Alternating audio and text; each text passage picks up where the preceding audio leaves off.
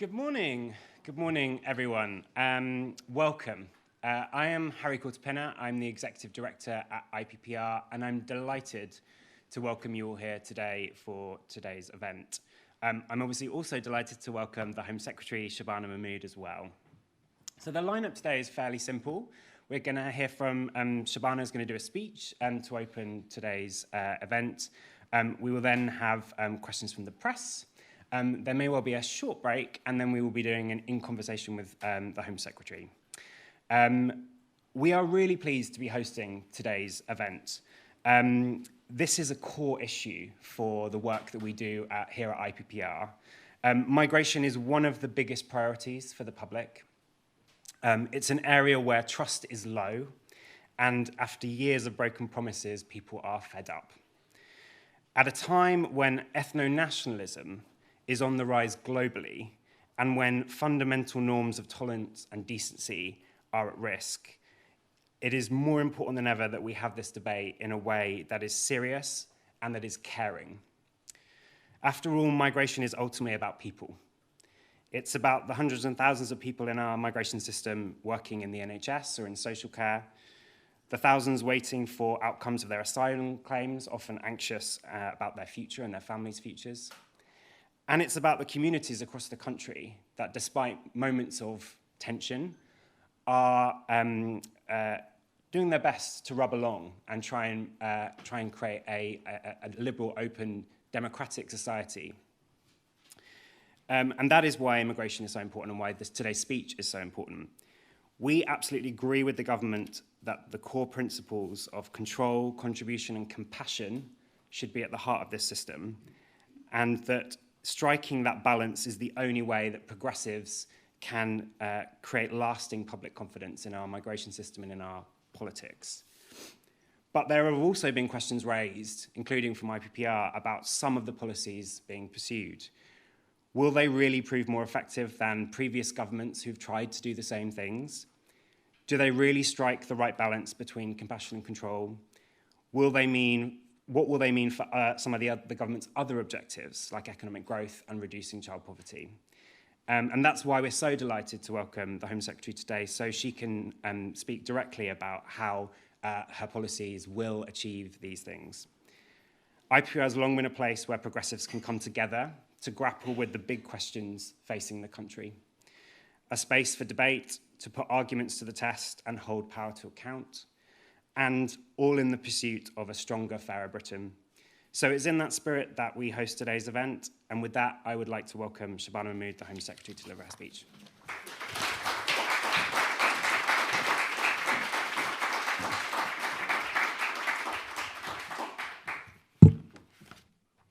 Thank you very much, Harry, for that kind introduction. It is a pleasure to be here and to be hosted by the IPPR, Britain's leading progressive think tank. A fitting host to set out not just what this government is doing on asylum and migration, but why. There is no denying that we meet at a difficult time for my party. It is a time when who we are and what we stand for is contested, sometimes bitterly. And nowhere is that contest more keenly felt than in the politics of migration. I have, of late, been offered wise counsel on this topic from certain quarters. I have been told that we must quite simply be more Labour. Well, you know what? I happen to agree. We should be more Labour. Of course we should be more Labour. The real question is, what does more Labour mean? Because in my view, more Labour doesn't mean more Green, just like more Labour doesn't mean more reform. More Labour means reconnecting with who we are, who we represent, and what we believe. That begins by understanding that the Labour Party has always been a broad church. Over 100 years ago, the party drew together two disparate groups. On the one hand, a new industrial working class who joined hands and unionised, knowing that they could achieve more together than alone. And then, on the other, a new group of progressive reformers, intellectuals who were radical and ambitious for change, who turned away from the old establishment Liberals to embrace the new independent Labour Party. In time, another element was added to the mix, which is where my story comes in. People like my parents who came to this country in search of a better life. They found work here, laid down roots, and in the Labour Party, they were welcomed into a new political home. So it was that people like my dad became Labour. In between engineering jobs and buying the supplies to restock my parents' corner shop, he joined the local party, making his way to what I'm reliably informed is the pinnacle of political life in this country, the chair of the Birmingham Labour Party. Those traditions are different, but they are united by a shared set of values. First and foremost, fairness, and a recognition that in this country, the dice are loaded against working class communities. Alongside that, a belief, not just in greater equality in general, but that contribution specifically must be rewarded, and that rights flow from our responsibilities to one another. We are also united by an enduring decency and tolerance towards others, informed by a quintessentially British desire to live and let live. We are, and have always been, internationalist in outlook, alongside a quiet but profound patriotism. As I have said before, it is a patriotism that best defined by George Orwell, a love of this country for what it is, always has been, and always will be, but also for its capacity to change. As Orwell wrote in The Lion and the Unicorn, what can the England of 1940 have in common with the England of 1840? But what have you in common with the child of 5 whose photograph your mother keeps on the mantelpiece? Nothing, except that you happen to be the same person. Ours is a patriotism that unites timeless tradition with an acceptance, a welcoming of change. As a Labour Home Secretary, it is my job to ask, with those values in mind, what should our migration system look like? Well, it would surely start with levels of migration that are first and foremost fair. Fair to those living in this country today, particularly the working class communities whose plight has always energised this party above all others. Fair also to those seeking a new and better future in this country, with skills to bring and a contribution to make. And what of our asylum system? It would surely mean delivering the noble intentions of the drafters of the original 1951 Refugee Convention, providing safety to genuine refugees, shelter from the storm until they are able to return safely home. That, as the convention clearly states, the right to protection must come alongside a responsibility to live by the laws and values of this land. And finally, that our asylum system is not abused by unscrupulous people smugglers who profit from false promises and trade in human misery. Take all that together, and you find that Labour values applied to our migration sit at neither extreme. They are no invitation to the fairy tale of open borders, as Zach Polanski's revolutionary Green Party demands, and neither are they the nightmare of Nigel Farage, pulling up the drawbridge and shutting out the world, narrowing our proud patriotism into a crude ethno-nationalism. Between those two extremes, there is ample space for a migration system that is fair, but where it needs to be, firm. There can be both compassion and control in a system that rewards contribution and those who play by the rules. Against that bar, how does migration and asylum in this country fare today? Are we living up to those values? The answer, quite clearly, is no. We are not even close. On legal migration, Zach Polanski provides the rhetoric, but it was the Tories who provided the living experiment of open borders. Between 2021 and the 2024 general election, they oversaw net migration of 2.5 million. To put that in some context, at least 1 in every 30 people in the UK today arrived in that time. In just 4 years, this country experienced levels of migration it had previously seen across 4 decades. It was not just the scale, but also the nature of that change that was so destabilising. This was most evident in the scandal of lowering the skills requirements for some of those who arrived on the health and social care visa. As we now know, fraud was rife, with phony care providers created to draw people to this country on a false promise of work. Absent action, over the next 5 years, some 350,000 low-skilled workers and their dependents will qualify for settlement. At that point, they will gain access to welfare, free healthcare, and social housing. We must be honest about the scale of this. We have never, in this country, in the history of this country, had so much low-skilled migration in so little time. We estimate, based on findings from the Migration Advisory Committee, that the lifetime cost to the taxpayer will be £10 billion. That figure would be paid for by working people in this country. It would mean ever longer waits for the 1.3 million people in this country on the social housing list, and yet more pressure placed upon our National Health Service. It is an affront to the idea of fairness within our migration system. Our asylum system is no closer to embodying Labour values. Criminal gangs are profiting from their vile trade in human beings. People have travelled the world with untold suffering in the process, and over 180 people have died in those final miles across the Channel. Our own system has faced immense pressure. Since the small boats first arrived, nearly 200,000 people have come to this country across the Channel. Today, over 100,000 people live in asylum accommodation paid for by the taxpayer. And this includes both those awaiting an asylum claim or an appeal, and also thousands who have failed their claims but cannot be returned to their home country. The pressure on the taxpayer is vast. Last year alone, £4 billion was spent on asylum accommodation. And I can tell you, as someone with 3 asylum hotels in my own constituency, that the pressure on local communities is considerable. It is worth pausing on that thought, on what this system looks like to those outside of rooms like these. Hard-working people across this country engaged in the daily struggle to make ends meet. They see a state that they pay taxes towards, yet it is proving unable to stop a flow of dinghies across the Channel. And they see a state that is paying billions towards hotels like the one near them. It doesn't look fair because it's not fair, and it erodes their trust in government.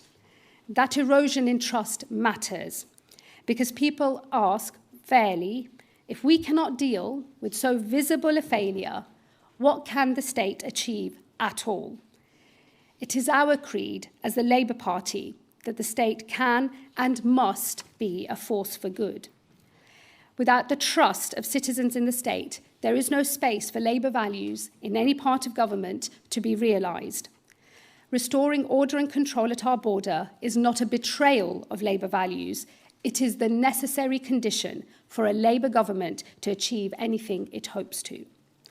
It is within that context that I am embarking on some of the most significant reforms to migration, both legal and asylum, in a generation. On legal migration, that means ensuring we are attracting those who can and will contribute to this country, that migration levels are manageable, so we are attracting high-skilled workers, while at the same time introducing new controls to migration routes, which has now seen net migration fall by nearly 70%. For those who come to this country, who can contribute to our national life, I am clear. They should have a path to settlement and ultimately citizenship. I want people to put down roots in this country and to contribute to our national life. But it is essential that the privilege of living in this country forever is earned and not automatic. We are currently reviewing the responses to our consultation on the new rules around settlement. But let me be clear about the principles that we put into that consultation. First, the qualifying period for settlement should move as a norm from 5 years to 10. Secondly, there will be certain conditions that must be met in order to qualify. A clean criminal record, no debt to the taxpayer, a history of being in work and paying taxes, and higher standards of English language. In this week's rule changes, we made the first of these changes. A year from now, those who arrived on a visa, now seeking settlement in this country, will need to speak English as a foreign language to A-level standard. I should also state for the record that we are talking about English as a foreign language. A working knowledge of Shakespeare and Chaucer is very welcome, but will not be a condition of settling in this country. Command of the English language itself, however, will be. Our intention, subject to consultation, is that the point at which settlement is possible will now vary. We have proposed that some will earn settlement at or earlier than 5 years, including public servants like doctors and nurses, and those who are contributing the most to the nation's finances. Others will have to wait longer before they can apply for settlement. It is entirely consistent with Labour values that we address the challenge posed by the impending settlement of the hundreds of thousands of low-skilled workers and their dependents who arrive between 2022 and 2024. That means applying any rule changes to those who are in the UK today but have not yet received settled status. If we do not, we will see a £10 billion drain on our public finances and further strain on public services like housing and healthcare, already under immense pressure. That is an affront to the idea of fairness within our society. It is an affront to every family currently waiting for social housing, to those who have already spent too long on an NHS waiting list, and to British taxpayers who will inevitably foot the bill. We must restore fairness to our migration system. In the asylum system, that means we will always offer protection to genuine refugees. This country has shown enormous generosity in recent years to those fleeing war or persecution, including over 310,000 Ukrainians granted leave on the Ukraine visa schemes and 184,000 Hong Kongers who hold British nationals overseas status. We will now open new and safe and legal routes, starting this autumn by opening a new student refugee route, with the first arrivals in autumn 2027. This will be the first of a series of new, safe and legal routes, which will include a new work route and the expansion of community sponsorship following the success of the Homes for Ukraine scheme. But at the same time as showing that immense generosity of spirit, we must wrest control over migration back from the smugglers and restore order and control at our border. That means bearing down on illegal routes to this country, tackling illegal crossings, and as a result, reducing the burden of so many living in asylum accommodation. Since launching the Border Security Command, we have made over 5,000 law enforcement disruptions of smuggling gangs and stopped more than 40,000 attempted crossings. But clearly, it is not enough. Crossings continue, up last year on the year before. And while asylum claims have fallen across Europe, they have been rising here in Britain. We must remove the incentives that are fueling the human trafficking trade and have left us with 100,000 people now living at huge expense to taxpayers.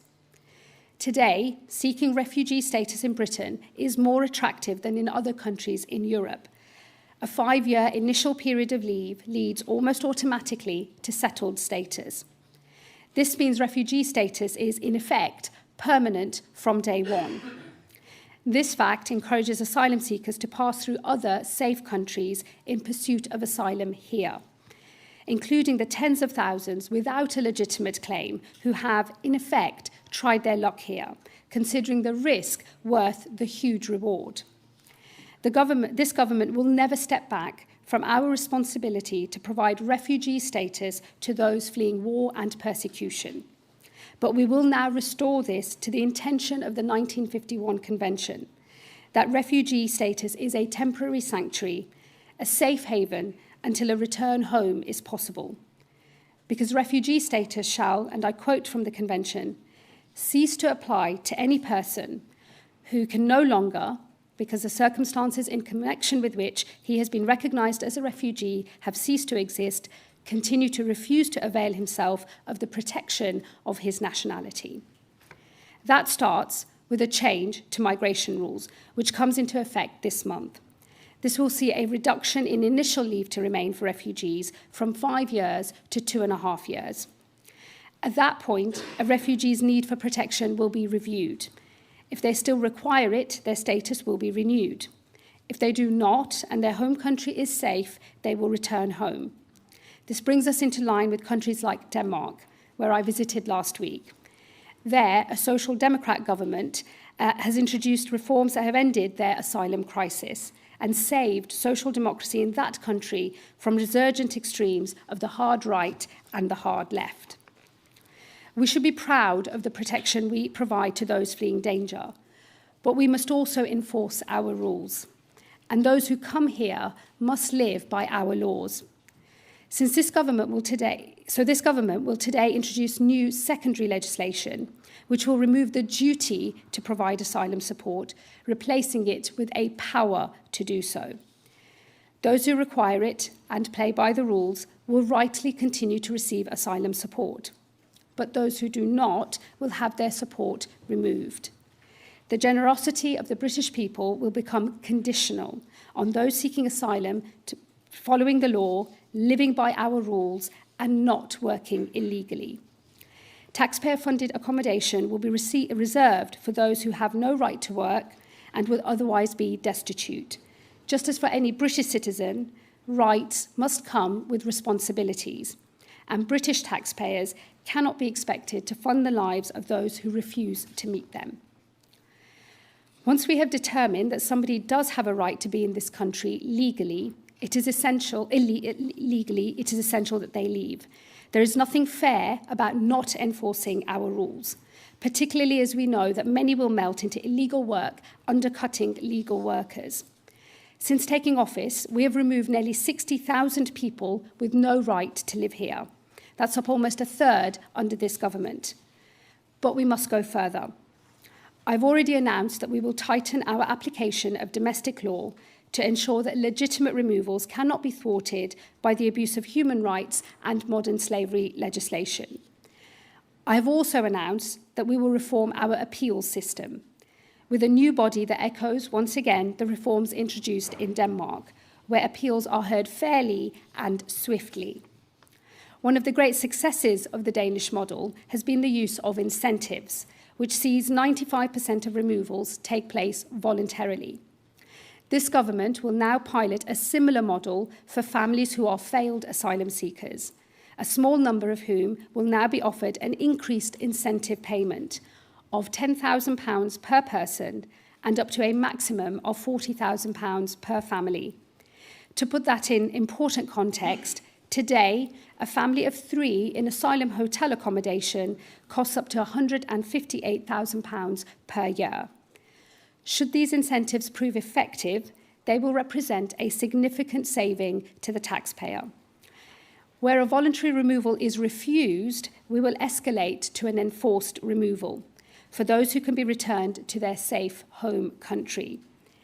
We are now consulting on precisely how the removal of families with children must take place in a way that is humane and effective. For too long, families who have failed their claims have known that we are not enforcing our rules, which created a perverse incentive to make a channel crossing with children in a small boat. It is now on the parents in these families who can safely return to the home they came from to do the right thing by accepting an incentive payment rather than face an enforced return. Regardless of what my political opponents may like to pretend, enforcing our borders is not a unilateral process. It requires a partnership with countries across the world. Every week, planes lift off from this country to return those with no right to be here, returning citizens to countries across the world who play by international rules and norms just as we do. That partnership allows us to remove failed asylum seekers, visa abusers, and foreign criminals, all of whom are being removed from this country at a rate far higher than the one that we inherited. The Labour Party has always been internationalist, but while we speak softly, we are not fearful of carrying a big stick. Since I became Home Secretary, I've shown my willingness to do so. I threatened visa sanctions on 3 countries who are refusing to take their citizens back, all of whom, I'm happy to say, are now playing by the international rules. Today, I can announce that I'm suspending certain visa routes for a further 4 countries: Afghanistan, Cameroon, Myanmar, and Sudan, where abuse has been unacceptably high. I will also impose visit visas on Nicaragua and St. Lucia, as their visa-free entry has created a backdoor into this country. I introduce all of these measures in an attempt to bring our systems of legal migration and asylum into line with this party's values, upholding our international responsibilities while securing our own borders, fair but firm, compassionate but controlled, rights earned through responsibilities fulfilled, integration expected and encouraged, and contribution to our national life a necessity, not an option. We can and we must restore order and control at our borders. There is nothing inconsistent with Labour values in doing so. But for those who continue to doubt that, I invite them to consider the consequences if we do not. I know the people of this country are by nature open, tolerant, and generous. But I also know that there are conditions to that. When people see small boat arrivals at their current scale, or they experience the pace and scale of migration today, they feel, with justification, that things are out of control.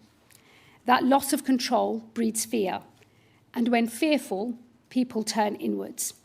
Their vision of this country narrows, and their patriotism turns into something smaller, something darker.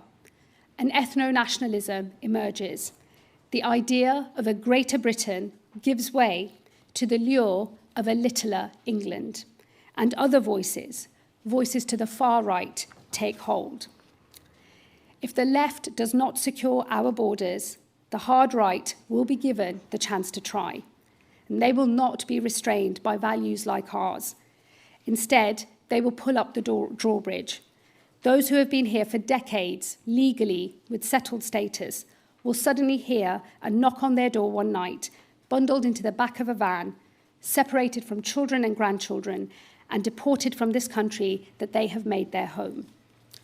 With deportations on the scale that reform now promise, there is no way of achieving them without sending people back to a country that is not safe, and where on return they could be killed.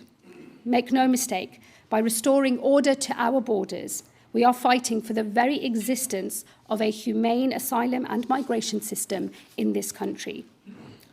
Some say, in response, that we should turn to the path proposed by the Greens, that we should create a world without borders, that nation-states are social constructs, and that patriotism is a dirty word.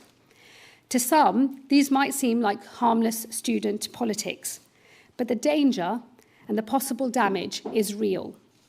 A party leader who seeks the highest office in the land should not be on the beaches of France helping migrants onto small boats, encouraging them to make a perilous crossing. And what he did personally, his policies would do many times over, creating further incentives to come to this country illegally and increasing the already vast burden placed on taxpayers in this country. Farage calls for border control without fulfilling our humanitarian and international duties. Polanski calls for the most expensive and expansive migration policies anywhere in the world, without any attempt to control the border.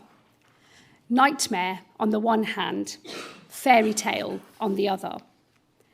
That leads me back to where I began, with those words of advice I have received. More Labour.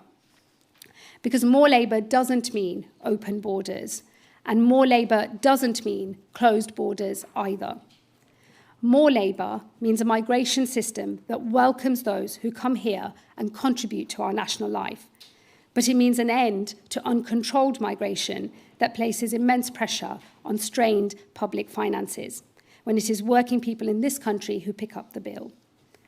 More Labour means offering safety and sanctuary to those fleeing war and persecution. But it also means not creating incentives that fuel international people smuggling. It means enforcing our rules and removing those with no right to be here. More Labour means showing that the nation-state can function, starting with my duty to restore order at the border. More Labour means ensuring that we succeed in that effort, not only because doing so is consistent with our values, but because if we fail to and retreat to the comfort of fairy tales, a nightmare will follow, as those who follow us will have none of our restraint. More Labour means taking the decisions now that will ensure there always remains an asylum system in this country. And in doing so, it means guaranteeing that it will always be true that those like my parents who sought a new and better life here, worked hard, played by the rules, and contributed to our national life can find in this country a home. And that just decades later, children of theirs may unthinkingly call themselves English or a Brit or even a Brummie, just like me. Thank you very much.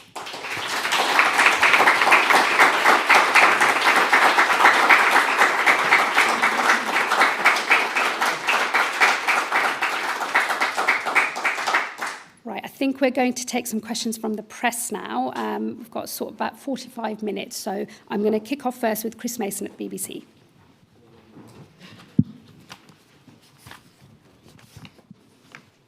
Thank you, Home Secretary. Chris Mason, BBC News. Given the number of times the government has made promises only to retreat, can you convince our audience that you can convince your own colleagues that this is a goer?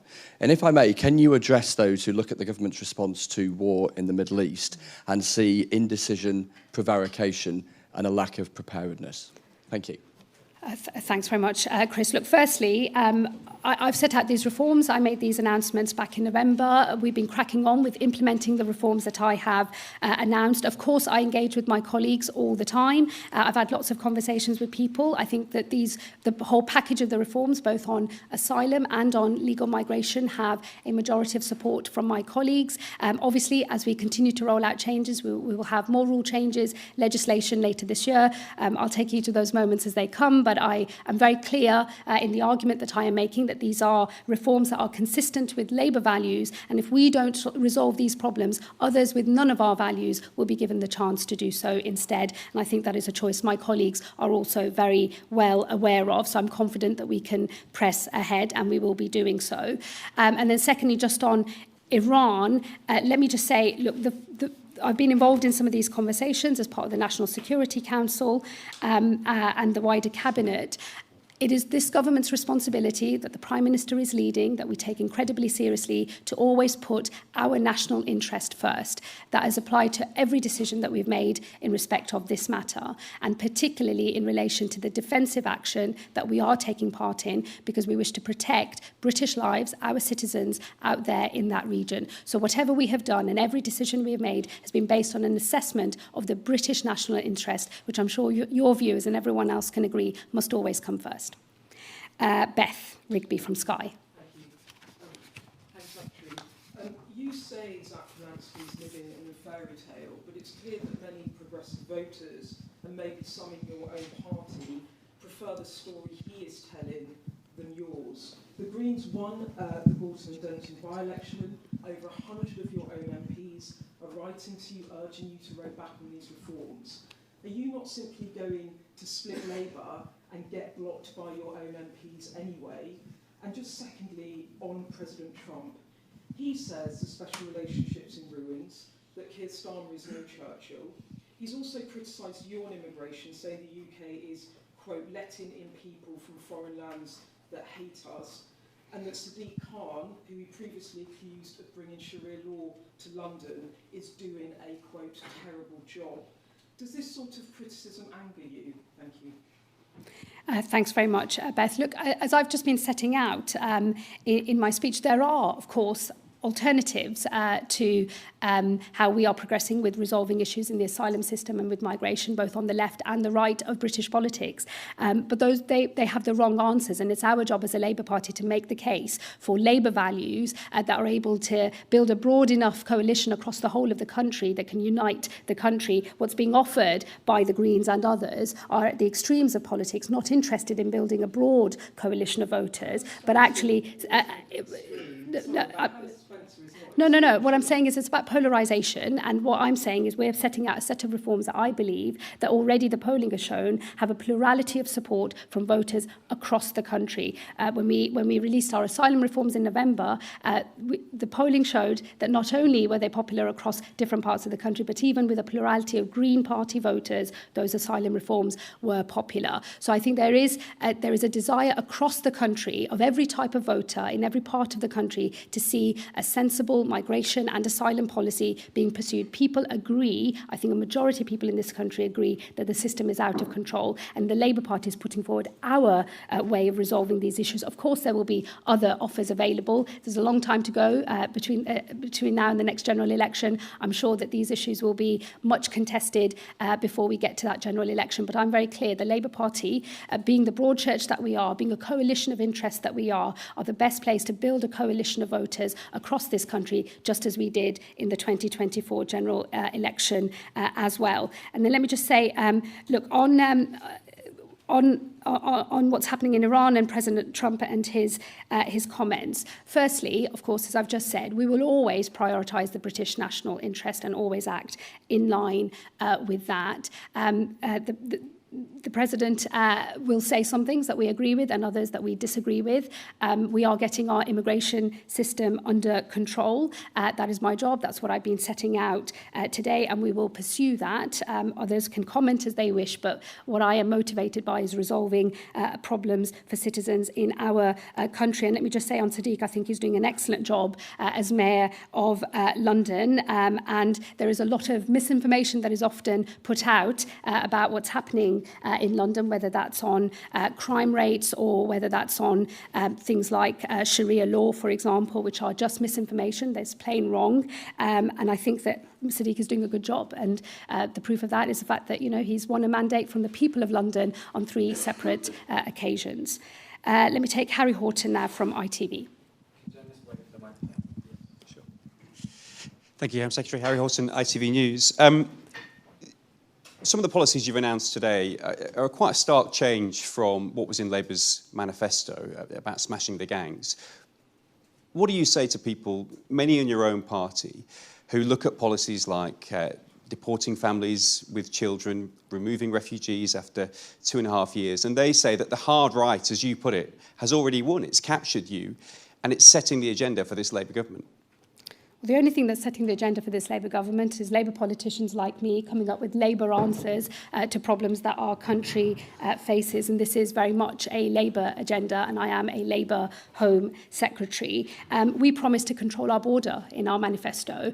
Yes, of course, we talked about the gangs that are operating, and we've taken huge action on that. And as I said in my speech, 5,000 disruptions in collaboration with our partners in France and elsewhere in Europe. We've disrupted up to 40,000 crossings being made. Obviously, crossings are still being made, so we know that that's not enough and we must go further. But we are fulfilling the policies of our manifesto and the promise that we made to the British people that we would sort our migration and asylum systems out. And that's what these policies are designed to do. And just on the returns of families, we're talking about people who have failed in their claims, who have exhausted all of their rights of appeal and who do not have a right to be in our country. And it cannot be the case that any party can say it's fine to break our rules, have no right to be here, but it's okay, we're just going to look the other way. That is the kind of behaviour that I think has cost us huge public confidence in this system, because we're not enforcing our rules. And what that says to people who do follow the rules and who do abide by the laws of this land, that actually if you can get away with it, what incentive is there for others to follow the rules in the first place? So I think it's incredibly important.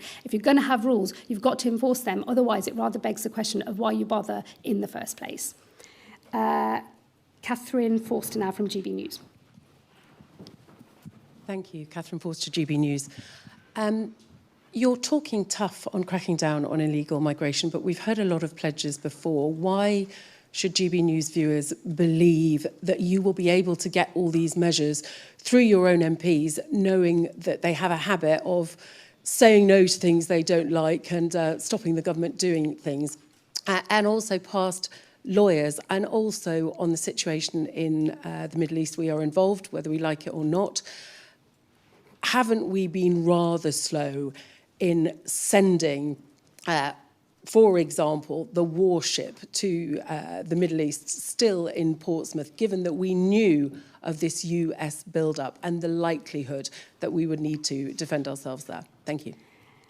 Thank you very much. Look, we've made a set of commitments in our manifesto. The Labour Party has to pursue reform of this system, and I've put forward a set of Labour reforms, based on the values of the Labour Party that I believe have a majority of support in Parliament and amongst our own members of Parliament. But look, these are debates, and people will have their views and they will make their arguments. This is obviously a very public process, and for those who don't wish for the system to reform, they will have to explain what they want to do instead and how they will fund the consequences of alternative choices that could be made, and who will ultimately be paying the price. That is the nature of debate in this country. It's the nature of scrutiny in this country. I've put forward a set of proposals. They are being scrutinised. If people have alternatives, regardless of who they are, those too will be scrutinised. And in the end, it is the public that will want to see confidence from its politicians in dealing with these problems that we face and in having answers that can meet the scale of the challenge. And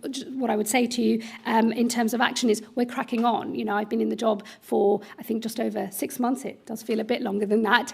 But we made these announcements in November. We're cracking on with implementation. We're only just into March. We'll keep going. We will have primary legislation as well as secondary legislation and rule changes in the normal way for immigration rules that happen automatically twice a year. So we're cracking on with making the changes. So I'd say to your viewers and others who are watching, judge us by our record and what we actually deliver. And then just on, consequences of the action in Iran, we've been building up for some weeks activity and resource in Cyprus in order to protect our interests there and to do the right thing. And of course, we're now taking more action as well. I don't accept what's been said on pace. We've always made these decisions putting the British national interest first, and we have already been acting, and now we are also going further. Let me take Natasha Clark from LBC.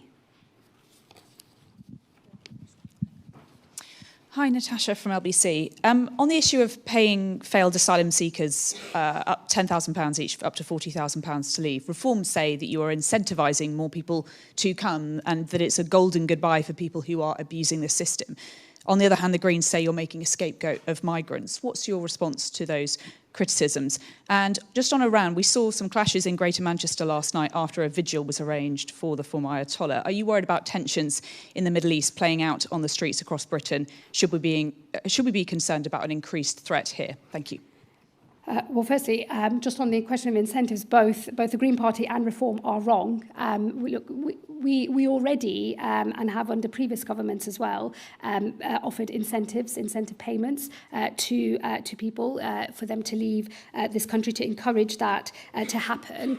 What we've seen in Denmark is a much more generous offer, a much higher incentive in order to encourage people to leave, which has been working over there, and that's why we've decided to run this pilot to trial a period where we offer, as you say, £10,000 for per person, up to a maximum of £40,000 for families. And again, important to remember, and these are questions for others to answer as well, whether that's Reform or the Greens, these are people who have failed in all of their asylum claims in this country, whether they are individuals or in families, people who have failed their claims, people who have had multiple appeals and have exhausted all of their appeal rights and therefore have no right to be in this country. And again, I think people would expect us to be doing everything we can to encourage those people to leave. That is the thinking behind both the pilot on incentivisation and also the consultation on how we effect the removal of families, including, of course, children as well. If people don't take this incentive, by the way, we will move to an enforced return. That is the point of this process. You incentivise people to take the money and to leave on their own accord, or we enforce the removal, which is obviously always much more difficult to do, but we will crack on with doing so. And again, important to remember in Denmark, which has had huge success with both incentivisation payments and getting control of its border overall, 95% of the removals from that country are voluntary. So it's worked in other places. I believe it can work here, and that's why we're doing this pilot. I've got Anna from Times Radio next. Anna Mihailova, Times Radio. Britain's welfare bill is set to rise to over 400 billion a year by 2030.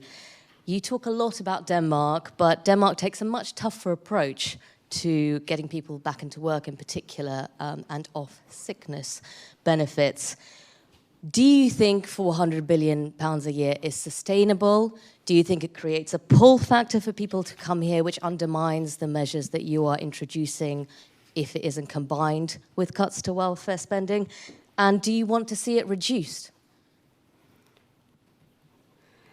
Well, I think the first start point is that long before you get to what's available in the welfare state for those who have legal status to be here, is that we're not enforcing our rules properly anyway. The reason we're proceeding with removing the duty to support somebody and removing that from a duty to a power to support people is because there are already people in the asylum system who are receiving asylum support. And the combination, by the way, of asylum support for all asylum seekers is about £4 billion a year, but a proportion of those people have arrived in the country on a legal route, had the right to work under that route, and had to show that they could support themselves before they came into this country. And it's right that we now look at whether they receive asylum support or are actually expected to support themselves, having given those commitments when they came into the country in the first place. And separately also, in large parts of our system, if you've made yourself intentionally homeless, for example, a local authority does not have to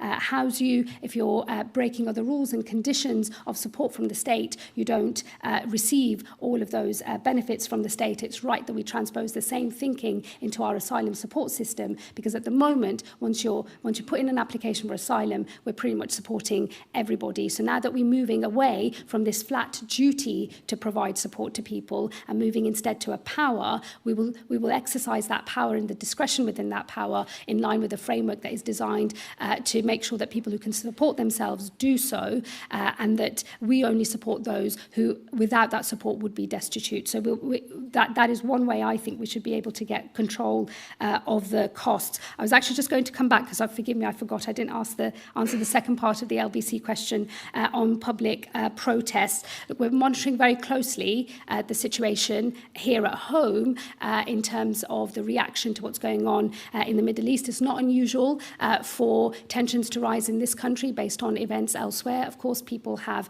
family and friends in other parts of the world. There are large diaspora communities here who are often affected as well. We have a large Iranian origin diaspora in this community, in this country.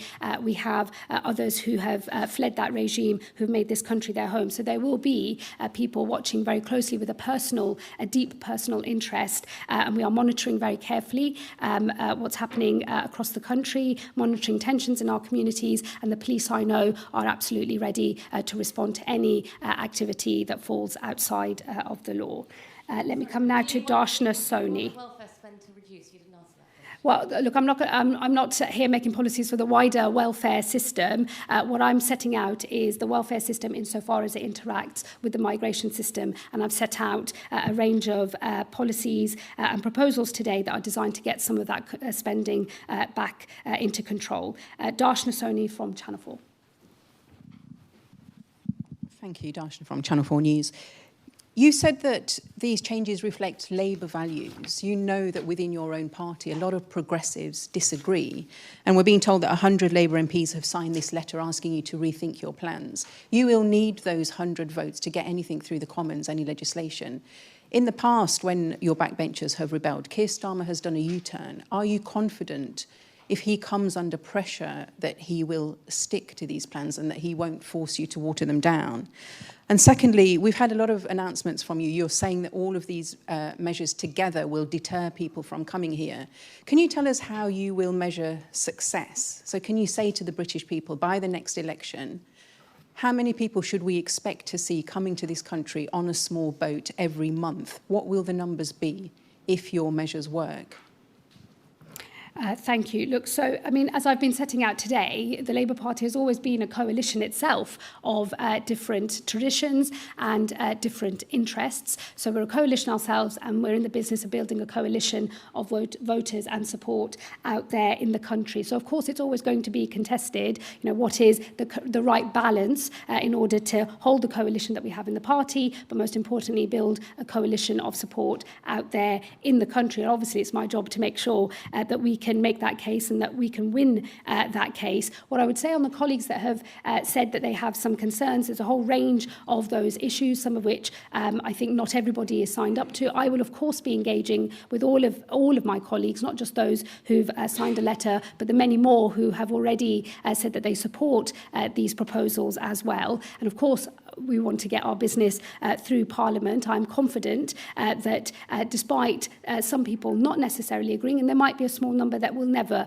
agree, and I think this is politics, that's fine too, but I'm very clear that we have a majority of support in the Parliamentary Labour Party in order to get these reforms passed. And what I would say to colleagues and people, as I've said in an earlier answer, we have to make a case to the country. And the country, clearly, a plurality of voters want to see reform of our migration and our asylum systems. We have to come up with the right reforms. We have to meet the scale of the challenge that the country wants us to sort out. And in the end, it's the views of our country that matters. And as I say, previous polling on these reforms has shown a plurality of voters of all different parties support the case for reform and support many of the reforms that we have introduced. So I'm confident we can crack on and that we will be able to deliver these plans. And then let me just say on what does success look like? I mean, in the end, we've got to go to the electorate, to the next general election with a system that's under control. Of course, we have to deal with the problem of boats. I haven't set an artificial target because we see what unrealistic targets have done to public confidence in migration. Old enough to remember the David Cameron tens of thousands pledge from the 2010s. There is no point killing public confidence further by setting targets that might not be met. What I would rather do is carry on with delivering these reforms and then be able to show through that delivery that we are delivering a controlled and ordered system. We are reducing illegal migration into this country because we've changed the incentives, we've dealt with some of those pull factors, and people are making that choice not to get in the boat. And important also to remember that because we believe in offering refuge to those who need it, we are going to create safe and legal routes for people into this country. 3 models for that: a route for refugee workers, a route for refugee students, and a route for those who can come via community sponsorship, learning the lessons from the Ukraine scheme.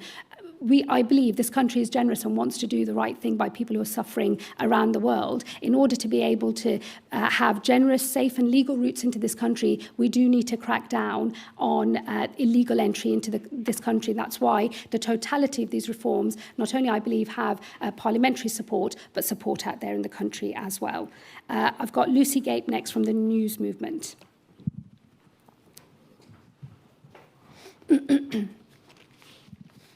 Thank you, Home Secretary Lucy Gape, the News Movement.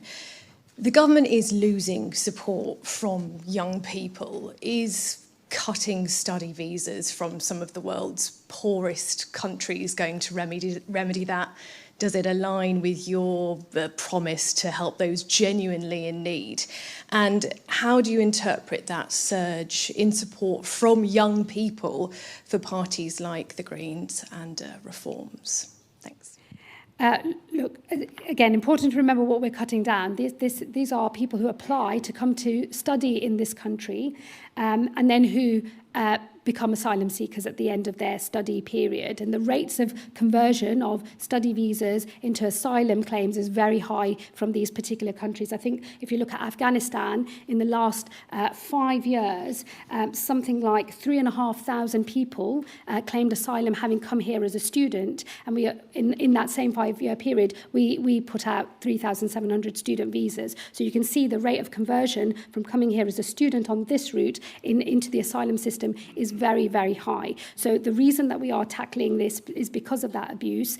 We want, in the end, to be able to bring refugee students into this country. But I think it's important, if somebody has come to study, they come to study, and once their study period is finished, they leave. The study route into this country is not the same as an asylum route into this country. And I think that when you have abuse of legal routes into this country that then convert into asylum claims, you're essentially running a legal migration system that is essentially an asylum system. And I do think that it's important that we follow the rules properly and we have separation between those two things. Of course, though, in some parts of the world, we will want to, once we create safe and legal routes into this country, want to provide refuge, particularly for students as well. It's why in this autumn, so later this year, we will set up the new refugee student route, so a safe and legal route for refugee students to come. The important thing there is they will have already been accepted as a refugee, so there's none of this, studying for 3 years and then claiming asylum, in country. You'll come as a refugee, you'll be a student here, and then you'll be able to make your life here. So those proposals will be announced later this year. The route will open in autumn, ready to take applications a year later, so in autumn 2027. So if people are coming as refugees, it's important that they do come as refugees, not as something else first before converting their claim into an asylum claim. I've got Rustam Wahab from UK Fact Check. Good afternoon, Home Secretary. This is Rustam Wahab from UK Fact Check Politics. I wanted to ask, why is your headline penalty aimed at the asylum seeker rather than the employer who profits from illegal labour? Isn't the real pull factor the availability of cheap, exploitative work? And doesn't this policy risk expanding the underground labour market?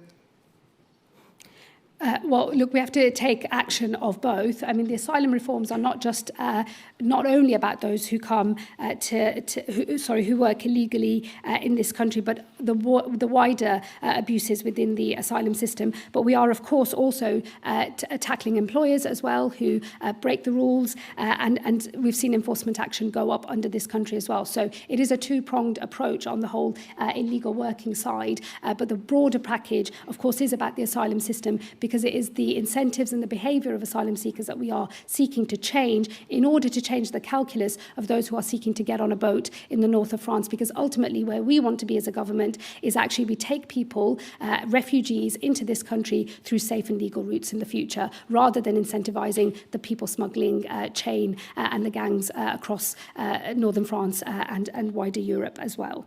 I've got Camilla Tomini from the... Sorry, I just wanted to follow up. I'm running out of time. I'd like to move on to the next question, please. Home Secretary, good morning. You're targeting 4 countries, including Afghanistan, with the new visa bans. But in reality, Pakistan accounts for the biggest share of people who enter the UK on legal visas and later claim asylum, about a quarter of the total, or nearly 10,000 people last year.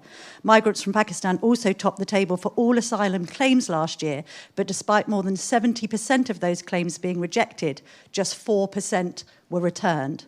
So why haven't you also applied a visa ban to Pakistan? Firstly, this is new action that I'm taking for the first time. It's not the end of the action that we will take. I won't give a running commentary on discussions we're having with other countries. If you look at those tables, there are a number of other countries where the numbers are very high. We will, of course, be speaking to our counterparts. We already are. And this is the beginning and not the end of the action that we will take in this area.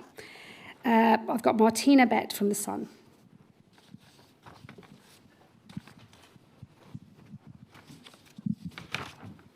Thank you very much, Martina Bett from The Sun. Britain paid around 170 million to France last year to help stop channel crossings, yet only about 35% of boats were prevented. How can you tell taxpayers that this deal represents value for money? And are you prepared to renew our contract with the French when it expires this month without demanding results? Thank you. Well, look, of course, any deal that we strike, and this is a deal that we inherited as a government, we are, of course, in discussions with our French counterparts. Any deal we have to justify that deal to the British public and justify why that is a good spend of our money. But I think it's important to note we've seen an increase in law enforcement activity through our collaboration with the authorities in France. We have seen 40,000 crossings diverted. We've seen 5,000 disruptions of gang activity that was designed to get people into boats. We know that the disruption activity works because the business model of the gangs changes as well. So partly because the disruption of small boats as they used to be was quite successful. The gangs have moved on to the so-called taxi boat model. So what you often see is that you have effect of your policies on one type of way that the gangs are using, and then they will obviously try to innovate and move on to another type of business model. And so it's important that we obviously try to keep pace with the changes in practice that we're seeing from the gangs and the type of kit and the equipment that they are using. You'll have seen we've worked in collaboration with a whole range of countries, both where the kit is made, where it is stored, and then ultimately how it comes to being used. So I think that activity is important. Without it, the number of crossings would be even higher. So of course we want to see maximum impact from the deal that we have with France. They also want as much impact as possible because, of course, before those individuals get on a boat in the north of France, they're often in camps in the north of France, causing additional issues in that region of the country. So it's in our collective interest to have a deal that has high impact, and that's what we're obviously aiming for the future as well. Next, I've got Brie Allegretti from The Times. Sorry, I can't.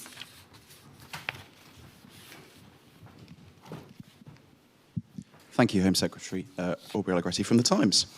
You've obviously taken a lot of questions on this subject today. You've acknowledged that Labour is a broad church and said that you're confident you will get these migration reforms through Parliament. But there's one thing I'm still unclear on, and that's whether you're saying that there is any room for manoeuvre. Is your message there will be no watering down? These plans are essential in their totality, or are you signalling that you could be open to compromise if Labour MPs in enough numbers demand it? And if I may, one of your Conservative predecessors, Suella Braverman, once said it was her dream and obsession to remove small boat migrants to Rwanda. Do you have a dream or obsession for an achievement in mind in your office to bear down on illegal migration? Thank you.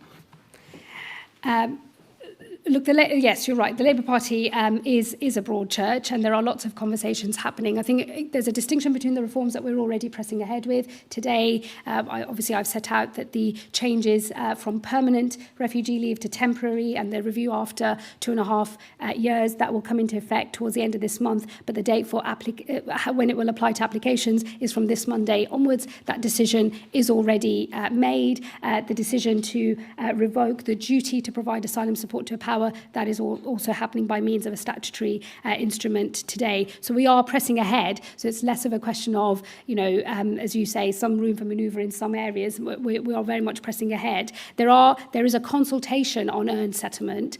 So these are the reforms around moving from 5 years to 10, which cohorts of people can earn an earlier settlement at 5 years or maybe even 3 years, and those who will have to wait longer. That is a consultation. It ended on the 12th of February. We are currently going through the responses now. There were over 200,000, so it will take us a little bit of time to have done all of that work. And in that consultation process, people have made suggestions of transitional arrangements, things we might do differently, particularly on if we have minimum income requirements, whether those attach to individuals or whether they attach to households, for example. So there are points of detail here that we have deliberately consulted on across the whole picture, particularly on transitional arrangements. So obviously I will look at the proposals made in the consultation and then finalise the policy later this year with a view to enacting the final policy again later this year. So there is still some work to do, but that was always the case with the earned settlement consultation.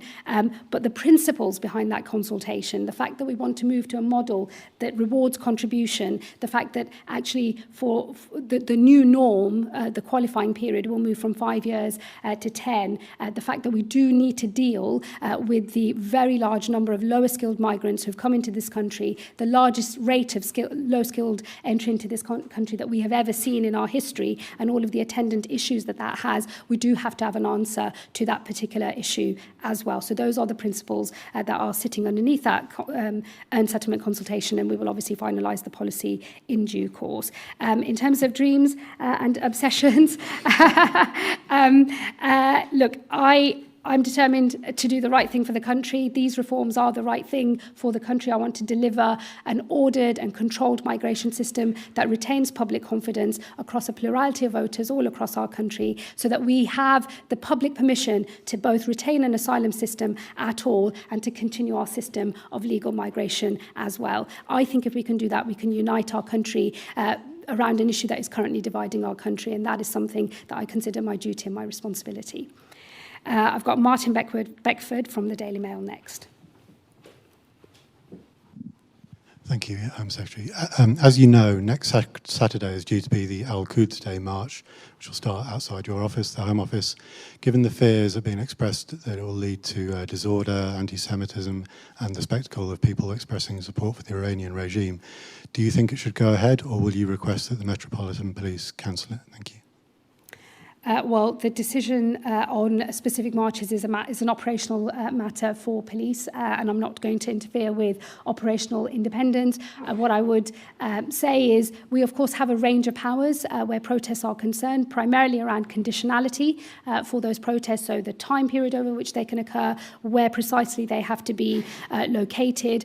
There is an existing power of ban, but it's been very rarely used because, as people who are well-versed in this territory know, the policing of a ban can often be more tricky than the policing of a protest in the first place. So these are finely balanced judgments on how best to maintain public order that are made by the police each time any of these events occurs. And I would expect the police to be, of course, using their full powers, but using their professional judgment on what is the best way to maintain order on our streets.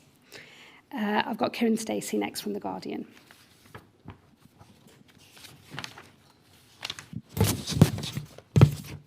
Thank you. Kieran Stacey from The Guardian.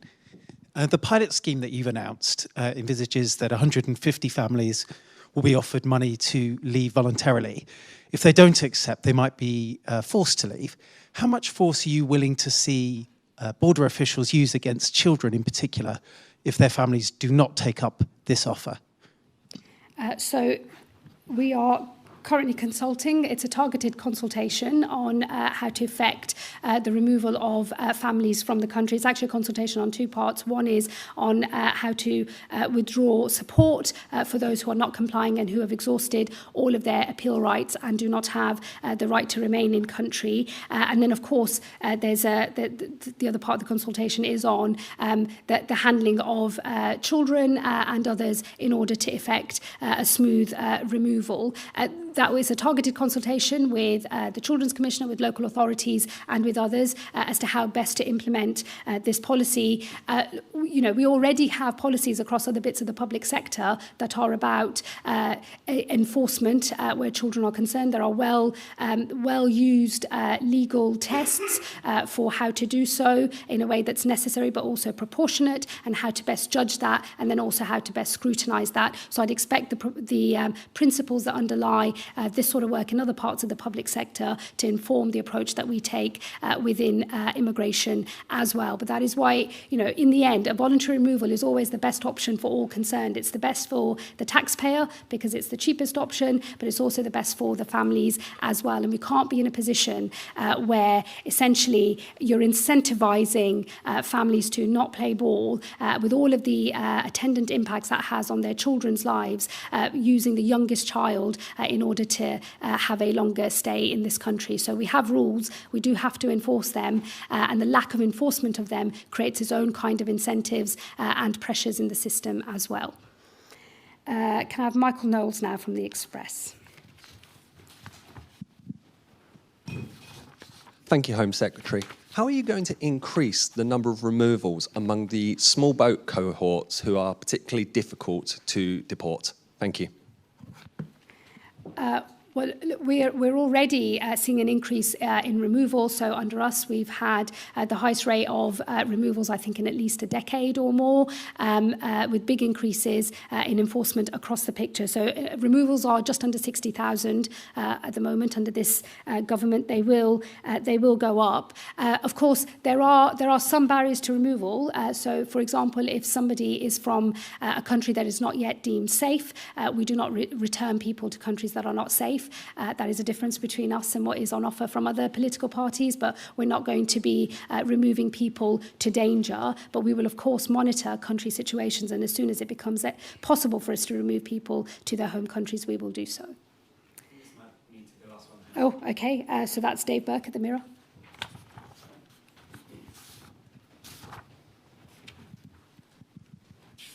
Thank you, Home Secretary. Home Secretary, I spoke to a family last week who are upset by the indefinite leave to remain proposals. They argue it's unfair to change the rules retrospectively.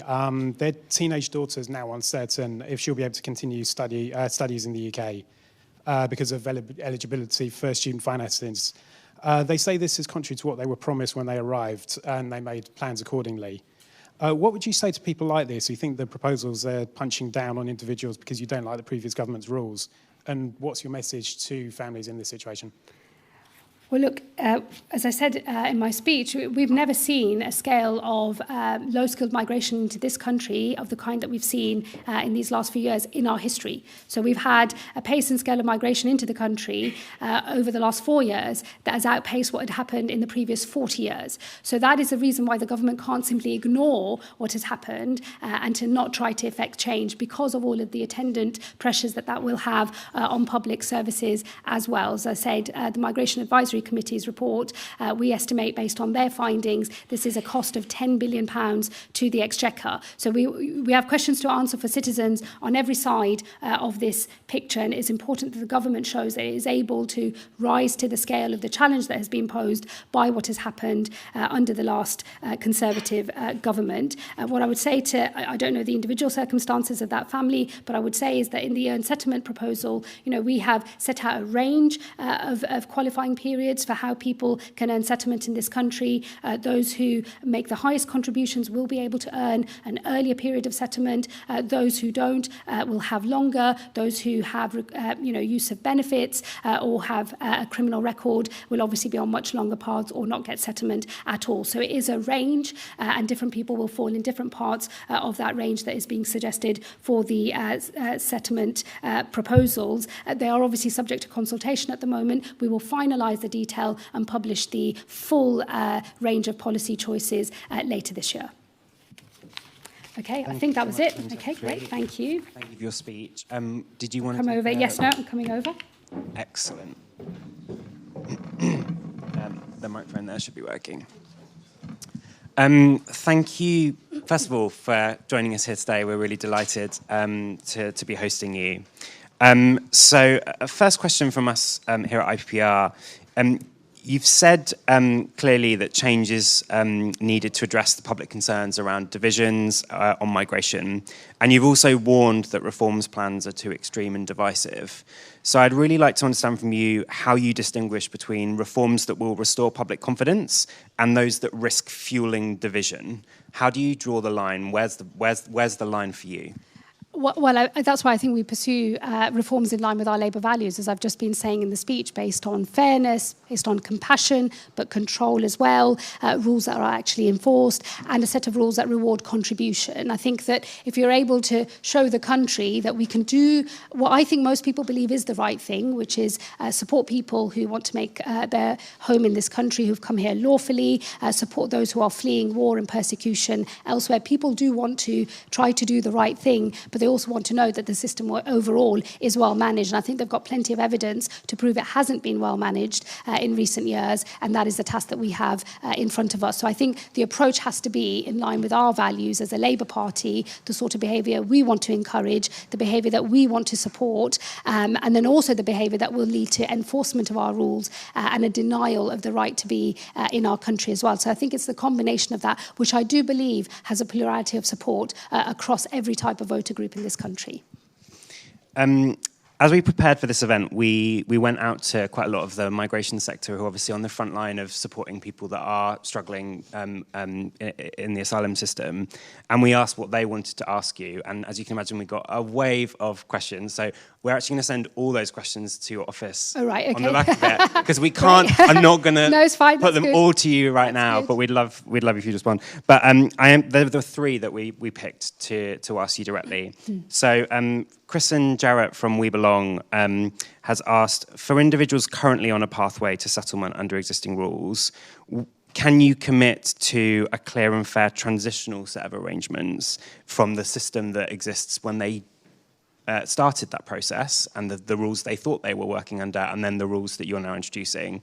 So it's the kind of retrospectivity question. Yeah, look, I think as I've said in questions and in my speech already, the part of what we're trying to deal with is a wave of low-skilled migration of a kind that we've never seen in this country before. That does pose its own challenges, and, you know, challenges that citizens here also raise with me. So, of course, if you're in this part of the sector, I fully understand these are the people you're dealing with every day. I deal with a constituency of very varied interests on this matter, high levels of diversity. It's over 70% non-white, and I have the opposite question often coming at me, which is, you know, why are we paying for more and more? So there is a balance to be struck here, and we do have duties to those who are already here and duties to those who are ultimately going to pick up the tab. So I guess the question really is, you know, who pays and who ultimately bears the burden? And we know that based on the Migration Advisory Committee's findings, this is a big lifetime cost that the taxpayers of this country are on the hook for.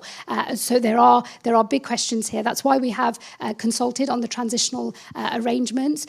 But I would also just gently say that this is the problem we're trying to fix, and so we do have to come up with an answer for it. You know, that is something that we're going to have to take into account. The other thing I would just remind everybody is it has always been the case, and this has been tested in case law before, in appeal courts as well, that the rules that apply to your application under our immigration rules are the rules in force at the time of your application, not at the time of your arrival in the country, because there is a recognition that immigration rules change. They change quite regularly, and in fact we have 2 sets of immigration rule changes as a matter of course every single year as well. So in terms of the rules applying at the point at which you make your application, that has been settled practice in this country for many years now. Just a brief follow-up on the fiscal contribution of care workers. I mean, do you think it's fair to just judge a care worker on their fiscal contribution, and is not the challenge there that we don't pay our care workers enough, not that they're not willing to make a contribution to this country? Well, there is a wider question about the care sector and levels of pay and conditions within that sector. Obviously, West Streeting and the Department for Health and Social Care have already made some changes there. I think the plans are by 2028 to have a fair pay deal and to start improving conditions in that sector. So I would hope that for all care workers, whether they are settled citizens, British citizens in this country, or people that come from abroad to work in that sector in the future, of course, we want higher standards for what is an important sector for our country. But, you know, for a system of economic migration, you really do need to look at, you know, economic impact. I think that is the right thing. Otherwise, it's not really a system of economic migration. And then for certain types of jobs that we struggle to fill, of course, we do sometimes drop requirements, and we do give those people a different kind of deal. I think what's happened under the Tories is you just had this mass drop to below RQF level 6, and then the numbers that arrive, particularly dependents, you know, are in the multiple hundreds of thousands, which was never planned for. And that's the public policy challenge that we have in front of us today. So there's a question from Mabeen Bhutta from the British Red Cross. What evidence does the government have that people will be able to integrate and work and contribute effectively at the same time as their refugee status has become more short-term and less secure? So this is the kind of revalidation process. What evidence are you drawing on to say that will allow you to meet the kind of aspirations that you set for the policies of contribution? Well, look, there's a principal basis here. I mean, we are deliberately making different choices for what happens to people when they arrive in this country based on the way that they have come. In the future, as we get on with setting up our safe and legal routes for refugee workers, refugee students, and also people coming with through the community sponsorship model, that will be the most privileged way to enter this country as a refugee. And I think it's important to change the calculus of people that are looking to pay thousands and thousands of pounds to criminal gangs and people smugglers, that is the worst way to try and come to this country, that we will take a fair share of people from around the world and offer sanctuary, but in a way that is controlled, set on our terms, and through routes that we manage ourselves, not things that are in the pay of people smugglers. So I think it is right to try to distinguish as a matter of principle between the different ways in which people enter and then what they can expect having entered in that way. So there is a deliberate policy principle here. That is why the totality of the reforms, as we settle the policy on earned settlement, when put together, it will be very clear that the very worst outcomes are for those who have come by paying smugglers a lot of money and getting on a boat. But actually, as we grow the numbers that we take ourselves as refugee students and workers, those people will have the most privileged setup of all. So I think that's the right thing to do. Also, within the new core protection model, we will, of course, also, alongside that, set up the protection work and study route, which will give people a chance, if they can study or contribute to the country, to this country, to switch into that route, which will also, I think, help to integrate them as well. So it is a combination of the two that I think makes the overall package fair. And then a question from Laura Taylor from the Refugee and Migration Policy Project. You've said that immigration policy should be fair and should value contribution, but your reforms mean at the moment that, for example, a child of a wealthy banker could secure settlement in 3 years, while a child of a care worker might wait 15. What message does that say about what contributions we value as a country? Well, again, I'll just repeat, it's a system of economic migration, so I think economic impacts have to be taken into account in a system of economic migration. But secondly, actually, through the earned settlement proposals, we are looking to essentially treat people as individuals wherever possible for their journey to settlement. And we will have to have bespoke routes for children because, of course, there will be a difference. It won't make sense to necessarily treat children who arrived here very young the same as those who arrive, just shy of their 18th birthday. Those are matters of detail that we've consulted on and that we will draw up our full proposals for. But in the future, we are looking to look at settlement by individual rather than by family cohort. So to distinguish the two, because everybody should be on their own settlement journey. And then final question from me, really. You've just made the point that, you have to balance here the concerns of communities up and down the country that feel that change has happened too rapidly at times in the last few decades, and with the kind of desire to have a proper asylum system for people that have genuine claims. Whatever the level of migration we have, what do you want the government to be doing? What are you doing, and what do you want to do further to ease the pressures on communities across the country that are still dealing with the legacy of austerity, that feel that their public services are under strain, that the kind of the social space, the kind of social infrastructure is crumbling? What do you think we need to do there to make sure that communities are resilient to whatever level of migration we end up settling at? So on the cohesion side, I see it slightly differently, which is I think we first have to deal with the fact that one of the biggest drivers of division in the country, something that's really straining at social cohesion in our country, is the boats and the wider migration system being uncontrolled, in chaos, not well managed.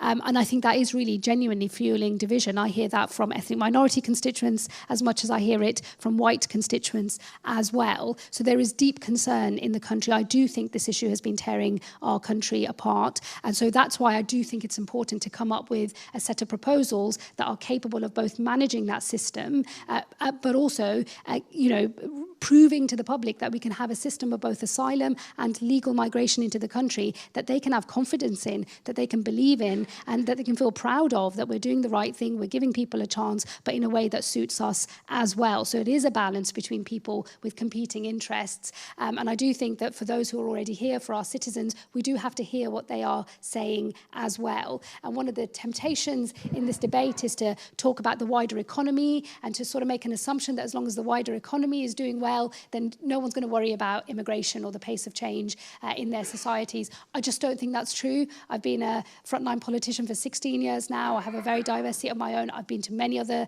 constituencies. I used to run the general election campaign, so I've travelled a lot. I've talked to a lot of people, and what I always hear is, you know, you can't divert people to, you know, here's a bigger concern that you have, and we've sorted it. You need to forget about this one. They've cottoned on to a genuinely broken system. We can't say to them, you're making it up, or you're misinformed, or you're wrong. I see it for myself every day. This is a broken system. Somebody has to fix it, and in fixing it, we have to show how we're fixing it, the principles that drive the new system, and to build public confidence in it for the future. But I do think it's possible. Separate to that, of course, lots of public services are under pressure. As a government, obviously, we are trying to rebuild our public services, whether that's health, whether that's education, and others that I've been involved with, like the criminal justice system overall. You know, we are pursuing big reform programs. We've funded more of these services as well. It does take time to turn around 14 years of Tory government, but we are cracking on with that, and that will be important, I think, to give confidence to communities. But I think that is slightly separate from the wider issue of support for an immigration system, because I think we're in a fight to prove we can have a working system of migration in this country that the public can have confidence in. Thank you so much, Home Secretary, for your time today, for joining us. I just want to explain the reason we haven't offered you water is not... Oh, because I'm fasting. It's not a hardball interviewing technique by us. Thank you for joining us today. And I want to just also thank our amazing team here at IPPR who've put on this event, particularly Holly and Vicky and Marley. So thank you to them. I hope everyone has a brilliant rest of the day and joins us again here at IPPR soon. Thank you. Thanks very much, everyone. Thank you.